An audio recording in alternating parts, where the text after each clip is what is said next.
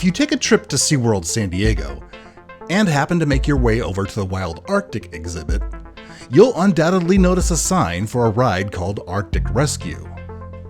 Arctic Rescue is a 2,800-foot-long straddle coaster from Liechtenstein-based ride manufacturer Intamin, and features 3 tire launches that send riders speeding down the track at up to 40 miles per hour. At time of opening, the coaster is the longest and fastest straddle coaster on the West Coast, and is SeaWorld's replacement for the Wild Arctic simulator ride that once occupied a portion of the exhibit space.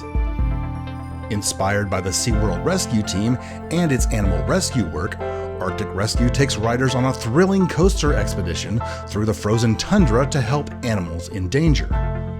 SeaWorld designed the ride to raise awareness about threats facing Arctic animals, and park guests can see some of those animals after or instead of riding the Arctic Rescue coaster.